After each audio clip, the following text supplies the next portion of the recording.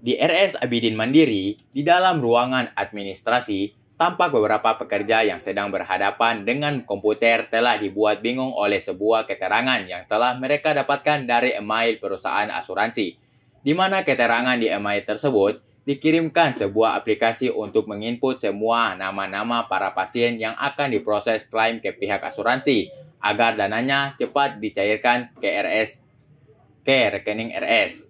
Salah satu pekerja pun langsung mengunduh lampirannya, lalu menginstal programnya ke komputer, sebuah aplikasi dengan nama perusahaan asuransi yang telah ditunjuk oleh untuk mendanai semua biaya rumah sakit para korban kebakaran di perusahaan Sanjaya beberapa minggu yang lalu.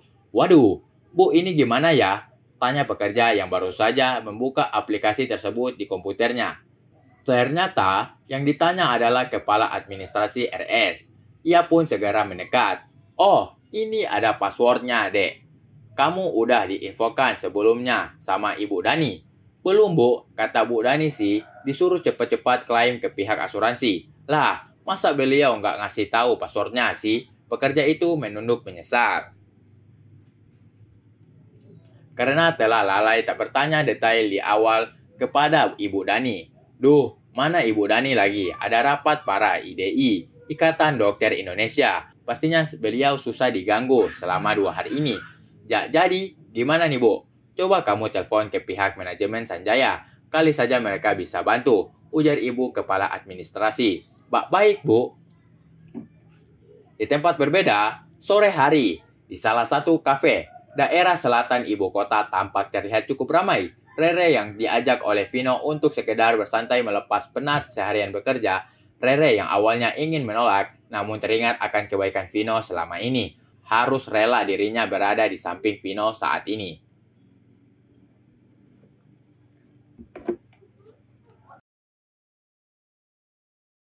Dan selama di perjalanan tadi, mereka berdua mengobrol banyak hal.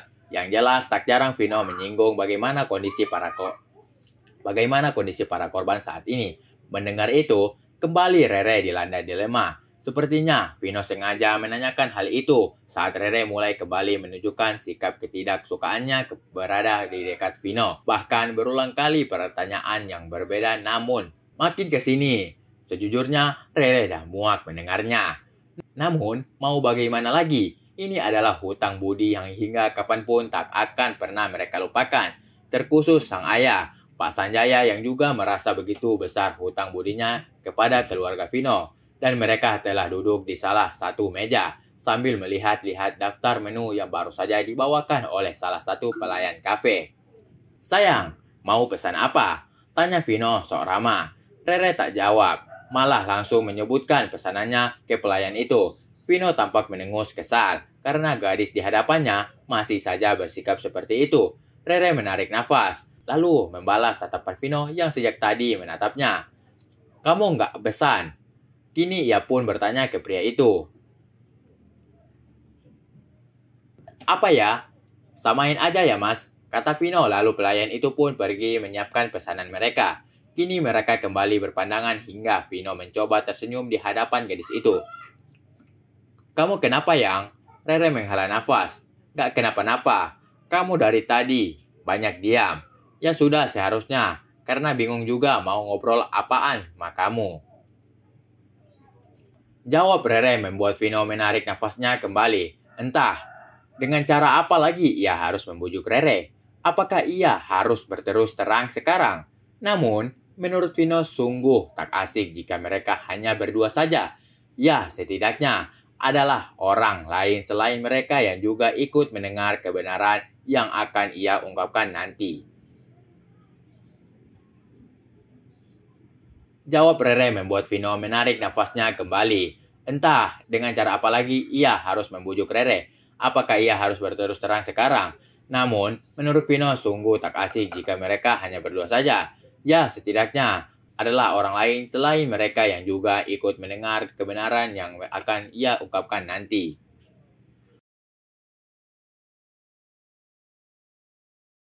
Maka yang Rere lakukan pura-pura sebagai pendengar setia. Juga sudah beberapa hari ini, Rere mulai menghilangkan pikirannya tentang Eka. Mungkin memang pria itu tak pernah serius dengannya. Terbukti, sampai detik ini nomor HP yang sempat menghubungi Rere malam itu pun sudah tidak pernah aktif lagi. Jika saja tak ada Vino yang selalu rese mengganggunya, maka Rere pasti akan mencari tahu tentang apa yang terjadi. Namun sejujurnya ia pun bingung mau menanyakan ke siapa. Maka ia urungkan niatnya, sehingga mau tak mau ia harus menghilangkan pikirannya tentang pria itu. Sempat ia bingung sendiri akan tingkahnya, kenapa ia mesti sakit hati. Padahal hubungan mereka sebetulnya masih seumur jagung. Kenapa ia mesti sedih? Padahal Eka tak pernah menyakitinya. Mengenai telepon Eka yang susah dihubungi, kenapa ia mesti marah? Apakah ia sudah berusaha mencari tahu tentang hal itu? Minimnya informasi tentang Eka, dan juga memang pertemuan mereka bisa dikatakan sangat singkat, membuat Rere tak harus bagaimana. Apakah ia harus melakukan seperti di film-film? Sedangkan ia harus sendiri tak yakin akan semua ini. Ia tak yakin apakah memang dia benar-benar telah diperbodoh oleh cinta. Setiap hari, Rere mencoba menganalisa semuanya, memikirkan hubungan mereka yang aneh, memikirkan pria yang mungkin saja tidak pernah memikirkannya. Makanya daripada dia menderita sendiri, ia berusaha menghibur dirinya.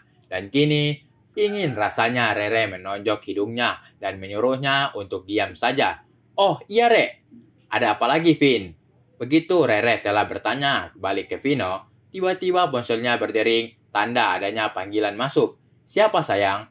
"Nih," Rere tak menjawab, hanya memperhatikan layar ponselnya yang menunjukkan nama ayahnya yang menelpon. "Oh, sok dijawab dong." "Ya, iyalah pasti," jawab Rere sesaat. Lalu akhirnya ia pun menjawab panggilan telepon dari ayahnya. "Assalamualaikum." "Ya." "Waalaikumsalam. Kamu di mana sayang?" tanya sang ayah di seberang. "Nih, lagi bareng Vino, mau makan."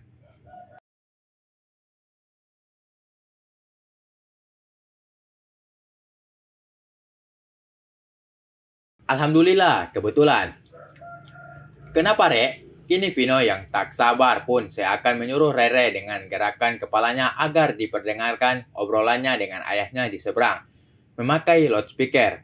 "Speaker Gih." Selanjutnya, sambil tersenyum manis di hadapan Rere, Rere mendengus kesal awalnya. Kemudian, "Ada Vino, ayah boleh ngomong sama dia." "Ya, mau nggak?" "Nak Vino, kebetulan kamu bareng Rere. Tadi Om nelpon di nomor kamu, tapi nggak aktif-aktif." "Low bed, Pak," kata Vino yang masih saja memanggil Pak Sanjaya dengan panggilan Papa. Padahal jelas-jelas Pak Sanjaya selalu menyebut dirinya Om, bukan Papa saat berbicara dengan Vino. "Ada apa, Pak? Apa yang Vino bisa bantuin?" Lagi. Mendengar lanjutan itu, membuat Rere menghela nafas. Kebetulan sih, Om dan ibunya Rere lagi sama-sama ke RS Abidin Mandiri. Pas di jalan tadi dapat telepon, kebetulan kamunya juga sama Rere. "Terus, Pak, kamu sama Rere bisa nyusul ke RS Abidin Mandiri nggak?" tanya Pak Sanjaya. "Bisa dong, Om." Masih saja, Vino berucap dengan memperhatikan kebanggaannya di hadapan Rere yang telah memasang tatapan mengernyit. "Emang ada urusan apa sih ya? Harus semuanya ke RS lagi?" Ini Rere yang bertanya, karena sejujurnya ia udah nggak mau jalan setelah dari sini dengan Vino. Kebetulan, Nak Vino ngirim aplikasi untuk klaim asuransi, tapi pihak RS lupa passwordnya. Lah, atau kami sebutin aja Nak Vino. Oke guys, terima kasih telah tonton channel kami. Dan jangan lupa untuk menekan tombol like and subscribe, agar kamu tidak ketinggalan novel-novel berikutnya. Bagi para jomblo, jangan sedih, sebab kehidupan itu berawal dari jomblo. Dan jangan lupa bahagia.